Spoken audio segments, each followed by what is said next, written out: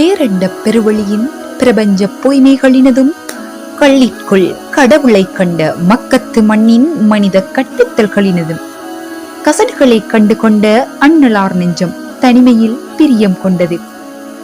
இறை படைப்புகளின் தாற்பயங்கள் குறித்த சிந்தனை கீற்று அவர் ஆன்மாவை மெய்மையின் பக்கம் மீட்க தயார் செய்தது.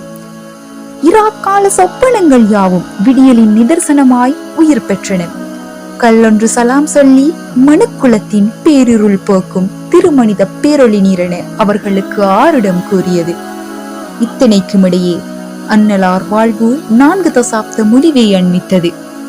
நேசிக்கும் தனிமையை சுதந்திரமாய் சுவாசிக்க ஹிரா எனும் கட்குகைக்குள் நிறை உணவோடும் குறை உணர்வோடும் நாளிகைகளை கழித்தார் குறைஷியர் வழிவந்த வெண்மணத்து பொன்முத்து.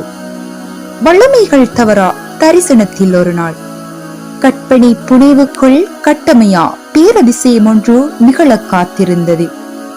அறியாமையினதும் தெரியாமையினதும் தட்ப வெப்பத்தில் நிழல் கண்ட மனுக்குலத்தை இறை மேன்மையின் அருள் பெயல் பொழிந்து சீர்படுத்தி நேர்வழி காட்டும் மகோன்னத பணியை ஆற்றுவதற்கு தூதுத்துவம் அளிக்க தனிமையில் பேராழ்ந்திருந்தவர் முன் உருத்தோன்றி அவரை இறுக்கமாய் ஆரத் தழுவி ஓதுவீராக என ஜிப்ரீல் அலைஹிஸ்ஸலாம் நவின்றதும் எனக்கு ஓத தெரியவில்லையே என்று சாதுவாய் பதிலளித்தார் கோமான் ரசூலுல்லாஹி ஸல்லல்லாஹு அலைஹி வஸல்லம்.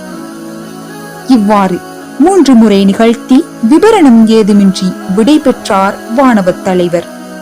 வாழ்நாளில் காணாத கேளாத நினையாத காட்சி கண்டு கதி கலங்கி சரீரம் சூடேறி என்னை போர்த்துங்கள் என கூறி கரம் பற்றிய காரியை கதீஜா ரலியல்லாஹு அன்ஹா அவர்களை காண விரைந்து சென்றார். தன் கணவன் நிலை புரிந்து தேற்றி தெம்பேற்றி மூட்டீகங்களிற்குள் சிறைப்படாது ஓரிரை கொள்கைக்கு சற்று சார்ந்து வாழ்வமைத்துக் கொண்ட வரக்கா பின் நௌபலிடம் ஏதென்றறிய அழைத்துச் சென்றாள் அச்சுவர்க்கத்து சேயிலை. மறை வேதத்தை உணர்த்தி இறுதி இறை தூதர் நீரே தானென உரைத்து நபிகளாரின் அச்சம் போக்கி அரவணைத்தார் வரக்கா பின் நௌபல். வஹியின் வகைகள். உண்மையான கனவு இதுதான் வஹியின் தொடக்கமாக இருந்தது. வானவர் ஓர் ஆடவன் உருவில் தோன்றி நபி ஸல்லல்லாஹு அலைஹி வஸல்லம் அவர்களிடம் பேசுவார். அதை நபி ஸல்லல்லாஹு அலைஹி வஸல்லம் அவர்கள் மனதில் நிறுத்திக் கொள்வார்கள். இவ்வாறான சந்தர்ப்பங்களில் தான் வானவரை சில நபித்தோழர்கள் கண்டிருக்கிறார்கள். வானவர் மணியோசையை போன்று வருவார். இந்த வகையே நபி ஸல்லல்லாஹு அலைஹி வஸல்லம் அவர்களுக்கு சுமையாக இருக்கும். நபி அவர்கள் வானவரை தன்னுடன் இணைத்துக் கொள்வார். கடும் குளிரிலும் நபி அவர்களுக்கு வியர்வை பெருக்கெடுத்து ஓடும். அவர்கள் வாகனத்தில் அமர்ந்திருந்தால் வஹியின் சுமை தாங்காது. அந்த வாகனம் அப்படியே தரையில் அமர்ந்துவிடும். ஒருமுறை நபி ஸல்லல்லாஹு அலைஹி வஸல்லம் அவர்களின் கால் ஜெயித் பின் ஸாபித் ரலியல்லாஹு அன்ஹு அவர்களின் கால் மீது இருந்த நிலையில் வஹி வந்தது. அதன் சுமை அவர்களது காலை துண்டித்து விடும் அளவு மிகவும் கடினமானதாக இருந்தது.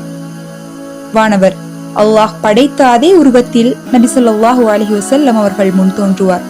அவர்களுக்கு அல்லாஹ்வின் செய்திகளை அறிவிப்பார். இவ்வாறு 2 முறை நடந்துள்ளது. இதை பற்றி குர்ஆனின் அன்-நஜ்ம் என்ற அத்தியாயம் எடுத்து எம்புகிறது. நபி ஸல்லல்லாஹு அலைஹி வஸல்லம் அவர்களை அல்லாஹ் 7 வானங்களுக்கு மேல் அழைத்து பேசுவது. நபி ஸல்லல்லாஹு அலைஹி வஸல்லம் அவர்களுக்கு மிஹ்ராஜில் தொழுகை கடமையாக்கப்பட்டதை போல் வானவரன்றி நேரடியாக அல்லாஹ் பேசுவது. மூசா அலைஹிஸ்ஸலாம் அவர்களிடம் அல்லாஹ் பேசியதை போல மூசா நபிக்கு இந்த சிறப்பு கிடைத்தது பற்றி குர்ஆனில் விவரிக்கப்பட்டுள்ளது. நபி ஸல்லல்லாஹு அலைஹி வஸல்லம் அவர்களுக்கும் இந்த சிறப்பு கிடைத்தது என மிஹ்ராஜ் தொடர்பான ஹதீஸ்களின் மூலம் தெளிவாகின்றது.